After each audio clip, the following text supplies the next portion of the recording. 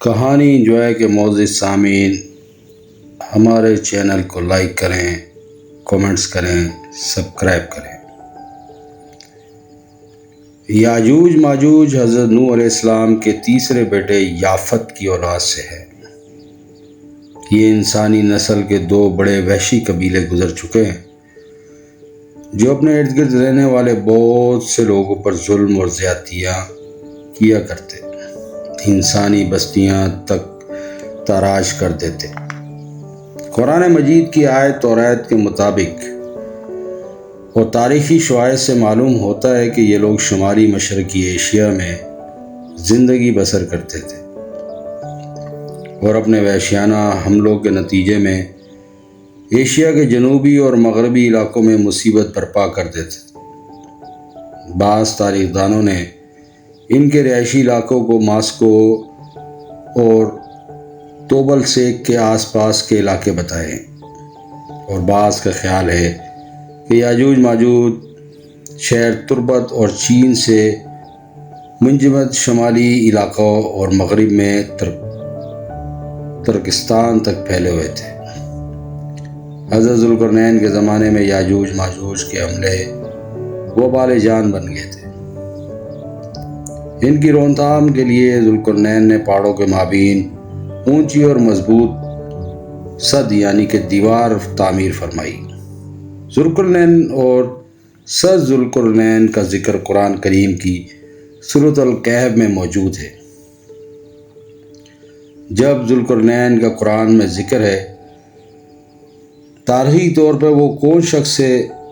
تاریخ کے مشہور شخصیتوں میں یہ داستان کسی پر مطابقت نہیں رکھتی۔ اس سلسلے میں مفسرین کے درمیان کافی اختلافات بھی ہیں۔ تاریخ کی کتابوں کے مطالعے کے بعد لوگوں نے ذوالقرنین سے متعلق مختلف اندازے لگائے۔ بہت سے قدیم منطق مختلف اندازے لگاتے ہیں۔ بہت سے قدیم علماء اور مفکر سکندر اعظم کو ہی ذوالقرنین مانتے ہیں، مگر بعض اس کا انکار کر کے یہ دلیل پیش کرتے ہیں کہ ذوالقرنین دراصل حضرت سلیمان کے کچھ مسرور فکر ذوالقرنین کو قدیم ایرانی بادشاہ سائرس اعظم کا دوسرا نام قرار دیتے ہیں۔ یہ نسبتاً زیادہ قریب ہے، مگر بہرحال ابھی تک یقین کے ساتھ کسی شخصیت کو اس کا مصداق نہیں ٹھہرایا جا سکتا۔ ذوالقرنین کی بابت قرآن نے صداقت کی ہے کہ وہ ایک ایسا حکمران تھا جس کو ہم نے اسباب و وسائل کی فراوانی سے نوازا تھا۔ وہ مشرقی اور مغربی ممالک کو فتح کرتا ہوا ایک ایسے پہاڑی درے پر پہنچا جس کی دوسری طرف یاجوج ماجوج تھے۔ قرآن کریم کی سورۃ کہف میں بحوالہ یاجوج ماجوج ذوالقرنین کے حالات بیان فرمائے گئے ہیں۔ جب وہ اپنی شمالی مہم کے دوران سد دیواروں پہاڑوں کے درمیان پہنچے تو وہاں انہیں ایک ایسی قوم ملی جس کی زبان ناقابل فہم تھی۔ تاہم جب ترجمان کے ذریعے بات چیت ہوئی، گفتگو ہوئی، تو انہوں نے عرض کیا کہ یاجوج ماجوج اس سرزمین پر فساد پھیلاتے، لہذا آپ ہمارے اور ان کے درمیان ایک سد دیوار تعمیر کرتے۔ چنانچہ پھر یہ تفصیل ہے کہ کسی طرح ذوالقرنین نے اس قوم کو یاجوج ماجوج کی یلغار سے بچانے کے لیے دیوار بنائی۔ جو دیوار بنائی گئی وہ کوئی خیالی اور معنوی نہیں بلکہ حقیقی اور یقینی تھی، جو کہ لوہے اور پگھلے ہوئے تانبے سے بنائی گئی۔ ہمیں وقتی طور پر یاجوج ماجوج کا فتنہ دبا دیا گیا۔ جب یہ دیوار تعمیر ہو گئی تو ذوالقرنین نے شکر ادا کیا جس نے یہ دیوار بنانے میں اور لوگوں کو آئے دن کی پریشانیوں سے نجات دلانے میں توفیق بخشی۔ وہ اللہ کا ہی شکر تھا، مگر ساتھ ہی لوگوں کو یہ بھی بتایا کہ یہ دیوار اگرچہ بہت مضبوط اور مستحکم ہے، مگر یہ لازوال نہیں۔ جو چیز بھی بنی ہے وہ بالآخر فنا ہونے والی ہے۔ اور جب میرے رب کے وعدے کا وقت قریب آئے گا تو وہ اس کو پیوند خاک کر دے گا، اور میرے رب کا وعدہ برحق ہے۔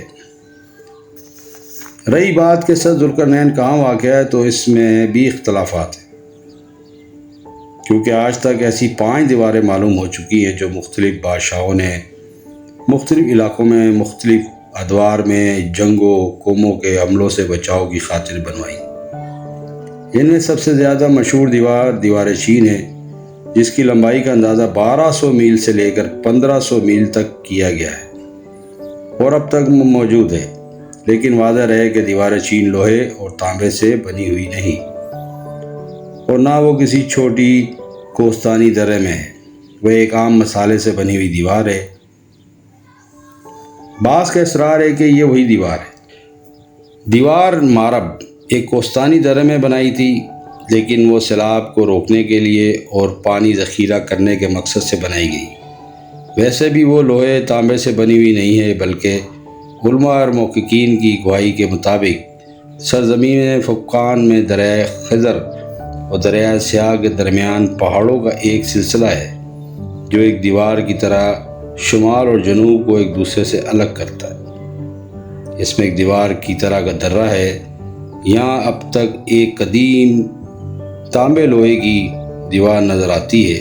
اسی بنا پر بہت سے لوگوں کا نظریہ یہ ہے کہ یہ دیوار ذوالقرنین کی ہی ہے، اگرچہ سد ذوالقرنین بڑی مضبوط بنائی گئی ہے، جس کے اوپر چڑھ کر یا اس میں سوراخ کر کے یاجوج ماجوج کا ادھر آنا ممکن نہیں، لیکن جب اللہ کا وعدہ پورا ہوگا تو وہ اس دیوار کو ریزہ ریزہ کر کے زمین کے برابر کر دیں گے۔ اس وعدے سے مراد قیامت کے قریب یاجوج ماجوج کا ظہور ہے۔ صحیح بخاری کی ایک حدیث میں حضور پاک صلی اللہ علیہ وسلم نے اس دیوار میں تھوڑے سوراخ کو فتنے کا اندیشہ قرار دیا ہے۔ ایک اور حدیث میں آتا ہے یاجوج ماجوج ہر روز اس دیوار کو کھودتے ہیں، لیکن جب اللہ کی شہادت ان کے خروج کی ہوتی ہے تو پھر وہ کہیں گے کل انشاءاللہ اس کو کھودیں گے۔ انشاءاللہ کی برکت سے ہی دوسرے دن وہ اس سے نکلنے میں کامیاب ہو جائیں گے اور زمین میں فساد پھیلائیں گے، یعنی انسان کو بھی کھانے سے گریز نہیں کریں گے۔ تو اللہ کی طرف سے حضرت عیسیٰ علیہ السلام کو حکم ہوگا کہ وہ مسلمانوں کو پہاڑ طور کی طرف جمع کریں، کیونکہ یاجوج ماجوج کا مقابلہ کسی کے بس میں نہ ہوگا۔ حضرت عیسیٰ اور ان کے ساتھی اس وقت ایسی جگہ کھڑے ہوں گے جہاں غذا کی سخت قلت ہوگی۔ پھر لوگوں کی درخواست پر حضرت عیسیٰ علیہ السلام یاجوج ماجوج کے لیے بدعا فرمائیں گے۔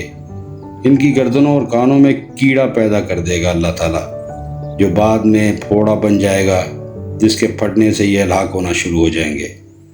سب کے سب مر جائیں گے۔ ان کی لاشیں، زمین میں ایک بالش بھی ایسی جگہ نہیں ہوگی جو ان کی لاشوں سے خالی ہو۔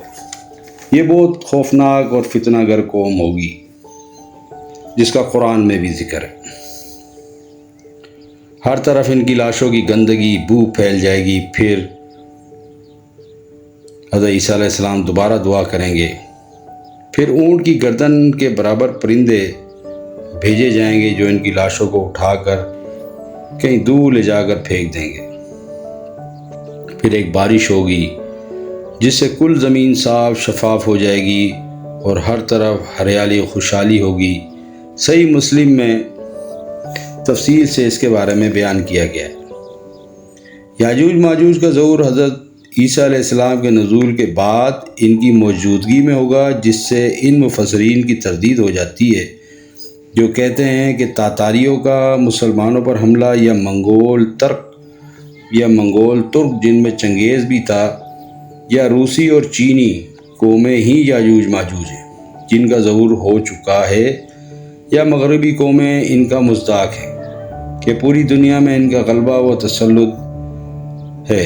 یہ سب باتیں غلط ہیں، کیونکہ یاجوج ماجوج کے غلبے سے سیاسی غلبہ مراد نہیں، بلکہ قتل و غارت گری اور شر و فساد کا وہ عارضی غلبہ ہے جس کا مقابلہ کرنے کی طاقت ممکن نہیں۔